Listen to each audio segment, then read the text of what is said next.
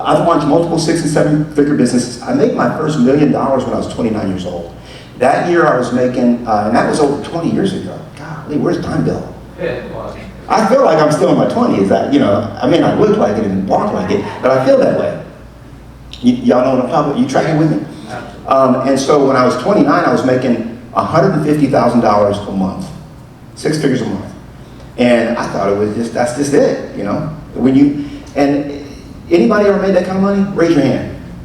Let's see it, okay? We got a few of you in the house. And people are like, well, how'd you spend all that money? It's like, it ain't hard to spend. If you ever work with athletes, it's like, that guy just got 20 million, he's broke now.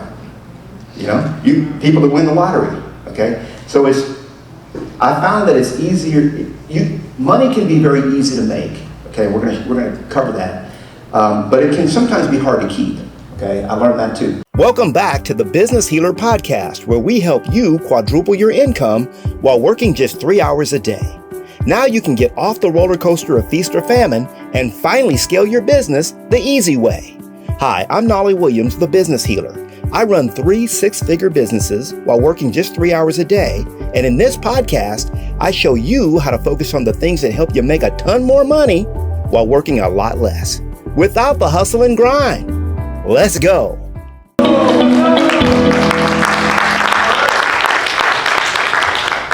right. Mic check. Oh, he didn't leave the mic on for me. Look at him. Trying to make me look bad. I'm super excited to be here. Thank you so much for having me. And thank you all for getting here on a short notice. Was it a short notice? Yeah. It was a short notice, wasn't it? But that's how many in real estate, raise your hand. That's how y'all do. It's like, sometimes we'll do an event and we'll post it out there like 2 months in advance, 3 months. Nobody buys any tickets till the last week of it. But that's just how we do. We're entrepreneurs. Any entrepreneurs in the house? We should all be, hold on a second. Any entrepreneurs in the house, raise your hand if you're an entrepreneur, business owner. Okay, so I'm super excited. My purpose for being here, actually Brenda was asking me this week, well, what are you doing? What's it all about? I think my wife asked me that this morning. She's like, well, what's this thing about? What's this all about? My purpose is really to inspire you to become all that God created you to be so that you can live the life you were meant to live. That I have come to understand that that's my purpose, that's my reason for being on earth. And so that's the reason why I do what I do, and it's the reason why I'm the business healer. Who has my latest book, 3 Hours a Day? All right, cool, yeah. This book, it's on McGraw-Hill, and it's got quite a bit of a story to it, but for the last over a decade, I've been operating multiple 6+ figure businesses, working 3 hours a day. And I live the laptop lifestyle. My wife and I own a home in Puerto Rico. We've got the ocean view on one side, mountain view on the other, which God actually gave us the vision for that house when we were in Kauai for a month 7 years ago. He showed us the house. I wrote it out, drew it out and everything. Anybody ever done that? You drew out you guys. You're manifestors. We got some manifestors in the house? Okay, we're going to talk a lot about that today. So, just a little bit about me. We're going to keep this kind of brief. I've been an entrepreneur since the age of 12. Okay, that's 40 years. I'm 53. I always talk about my age like at the beginning because I don't want people like, how old is that guy? I know you guys are doing that kind of thing. This morning I ate blackberries on the way over here, and I know I had a lot of blackberries in my teeth, so I had to clean it up before I got in here. And by the way, I debated to wear this shirt. This is the kind of way I dress. I don't have my cowboy boots on. We got a real cowboy in the house here, so hopefully he won't critique me. And I told Joshua not to get my feet in the video.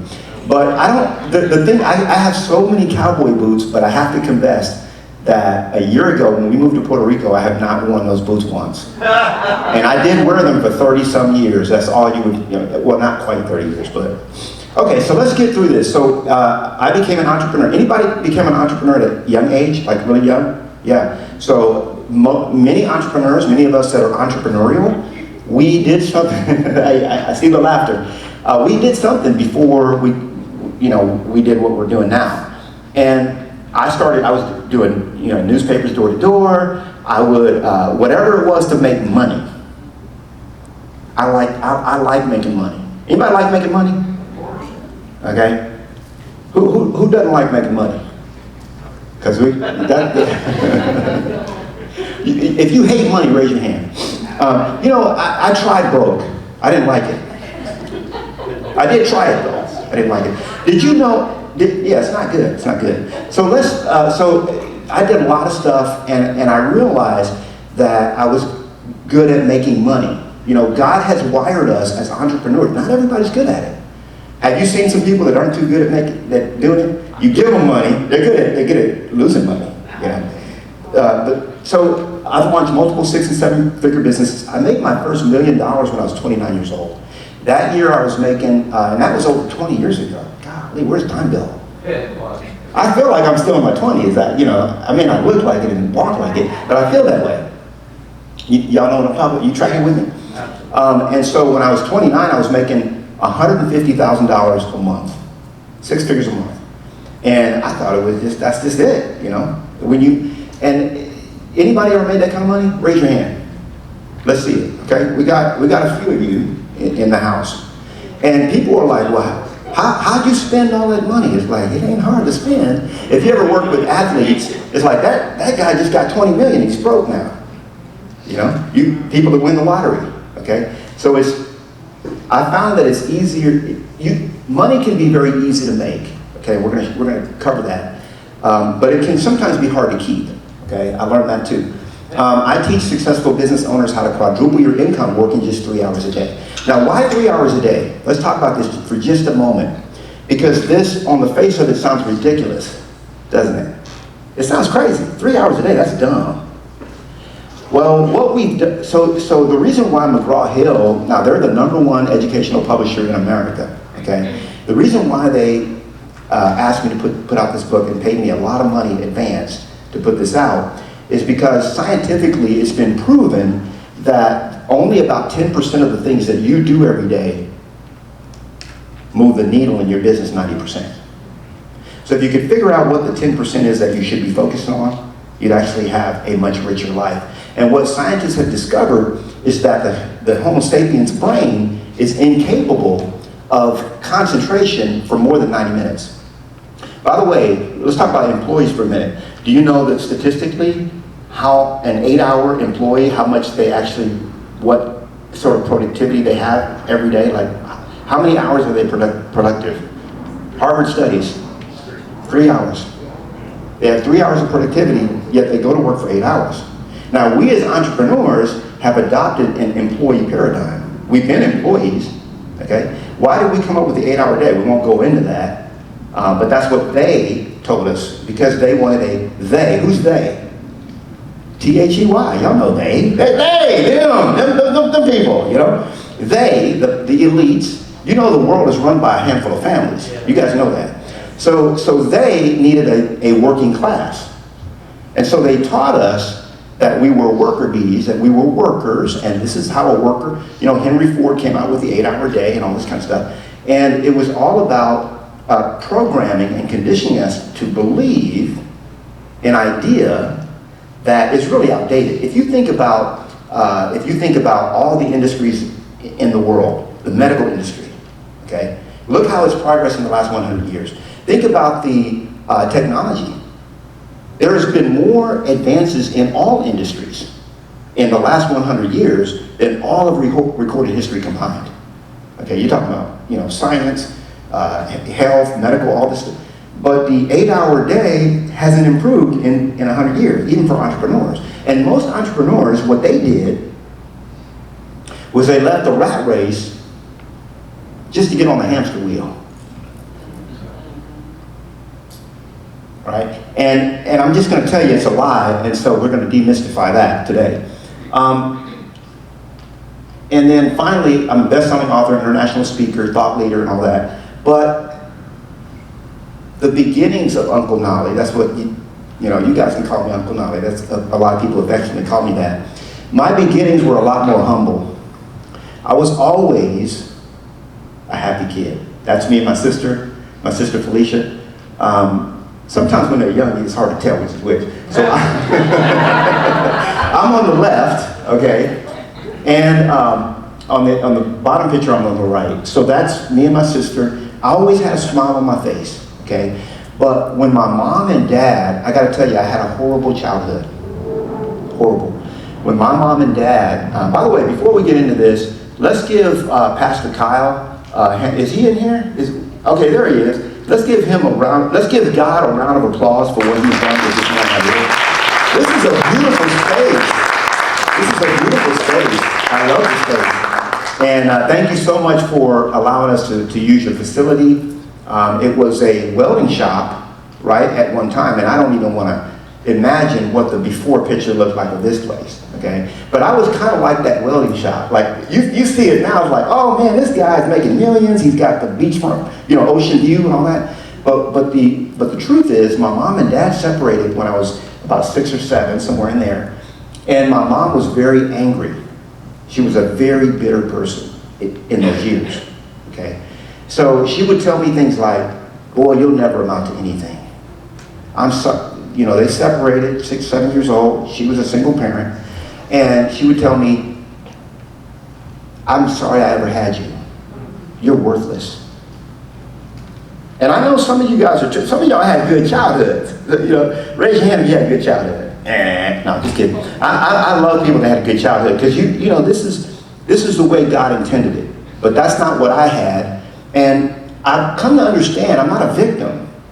I take, it can make you stronger, it can break you, one or the other. And so because of that conditioning, I was brainwashed into believing that I was nothing. Boy, you're worthless. My name is Knolly Alexander Williams Jr. People ask me, is that a nickname? Why would I pick a name like that for a nickname? Knolly. I got teased as a kid. It sounds cool now. Because I got Knolly.com, it sounds cool now. But as a kid, I didn't like it. I'm Knolly Alexander Williams Jr. Dad was senior. She hated Dad.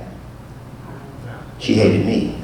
I looked like Dad, had the same name. My mom has never called me by my first name ever. Not even when she was upset. I'm Junior. That's what she called me. And I was boy most of the time, just boy. Now my mom has, interestingly, a master's degree in what? Psychology.